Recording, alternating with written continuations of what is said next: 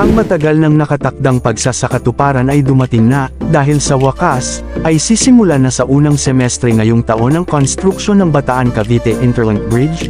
Ang proyektong ito ay magbibigay ng malaking ginhawa sa mga motorista dahil tatagal na lamang ang biyahe ng 40 minuto kung ikukumpara sa kasalukuyang 4 na oras. At bago natin ituloy, kung ikaw ay bago pa lang sa aking YouTube channel ay huwag kalimutan mag-subscribe at i-click na rin ang bell icon para lagi kang updated sa mga bago kong upload video.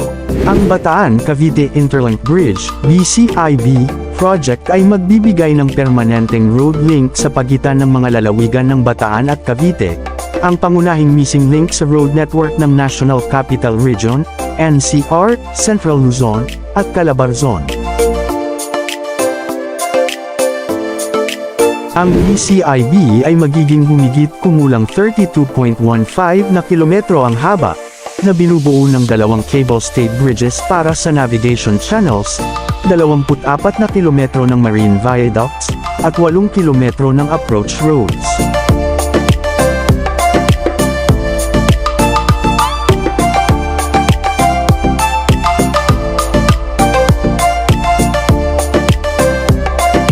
Kabilang dito ang pasilidad ng U-turn malapit sa Corregidor Island para sa koneksyon sa hinaharap.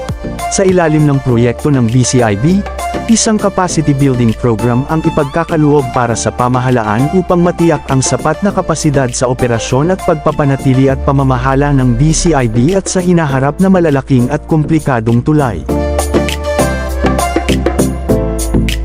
Isang sentro ng turista at mga sumusuportang pasilidad ang itatatag sa North Approach ng BCIB, na nagbibigay ng impormasyon tungkol sa mayamang ecosystem at pagkakaiba-iba ng mga destinasyon sa Bataan Peninsula at Corregidor Island. Matatandaan, muling iniurong ang konstruksyon ng Bataan-Cavite Interlink Bridge sa 2025, ayon sa opisyal ng Department of Public Works and Highways, DPWH.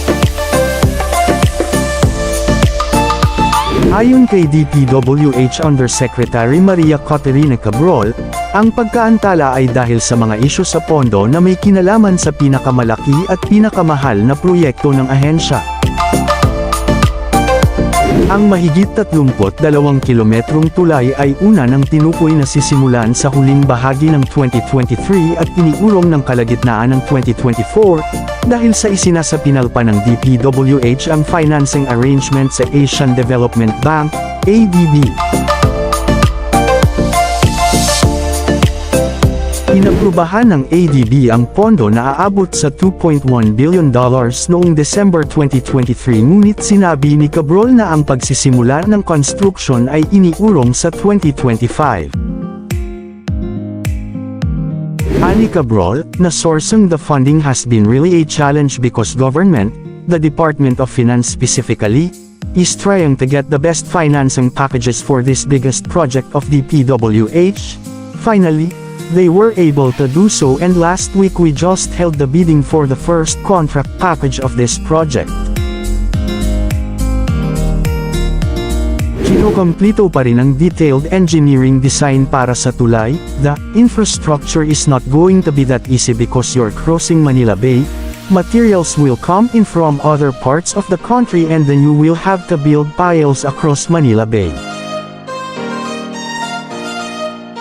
Dagdag pa, sinabi ng opisyal na napaka-challenging, layo ng itatayong tulay na mabawasan ang travel time sa pagitan ng Cavite at Bataan sa 45 minit mula sa kasalukuyang 5. At makakatulong din ang tulay sa pag-decongest ng Metro Manila. Sa oras na makumpleto ay ito na ang magiging pinakamahabang tulay sa bansa, mas mahaba pa sa Cebu-Cordova Bridge at magiging pinakamahabang tulay sa Southeast Asia.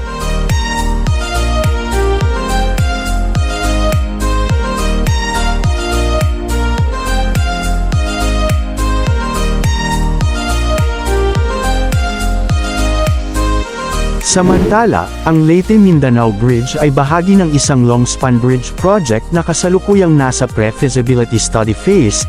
Ang proyekto ay naglalayong pag-ugnayin ang mga isla ng Luzon, Visayas, at Mindanao. Ang pagtatayo ng tulay ay inaasahang magsisimula ngayong 2025. Matatandaan, isang pangkat ng pag-aaral na binubuo ng mga dalubhasa sa pagtatayo ng tulay mula sa Infrastructure Development Institute IDI Japan at Department of Public Works and Highways, DPWH, ay nakatakdang magsimula ng maagang yugto ng pagtatasa sa mga iminungkahing proyektong pangmatagalang tulay na mag-uugnay sa mga isla ng Luzon, Visayas at Mindanao. Upang talakayin ang itinerary ng grupo ng pag-aaral, nakipagpulong ang mga konsultant ng IDI Japan kay DPWH Senior Undersecretary Emil K. Sadain noong November 8, 2023 sa DPWH Central Office sa Port Area, Manila. Dumalo rin sa pulong sina DPWH Undersecretary Maria Catalina E. Cabral, Project Director Rodrigo I. De los Reyes ng DPWH Unified Project Management Office Bridge Management Cluster, Serbisyo sa Pagpaplano Environmental and Social Safeguards Division Chief Rosemary B. Del Rosario, at mga kinatawan ng Regional Offices 5-8 at 13, na ipinaalam sa saklaw ng pagtatasa at mga kinakailangan mula sa DPWH.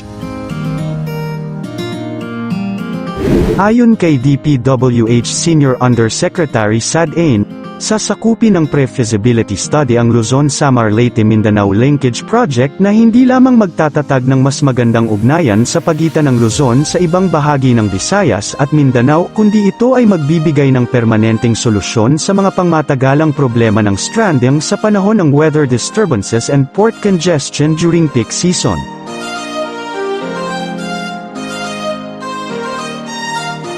Ani Senior Undersecretary Sadain, ang pagsasakatuparan ng Luzon-Samar-Leyte-Mindanao Linkage ay makabuluhang mapabuti ang kadaliang kumilos sa buong bansa. Sa ngalan ni DPWH Secretary Manuel M. Bonoan, nagpapasalamat kami sa tulong na ito mula sa IDI Japan, dahil hindi natuloy ang mga naunang inisyatiba sa panukalang proyekto.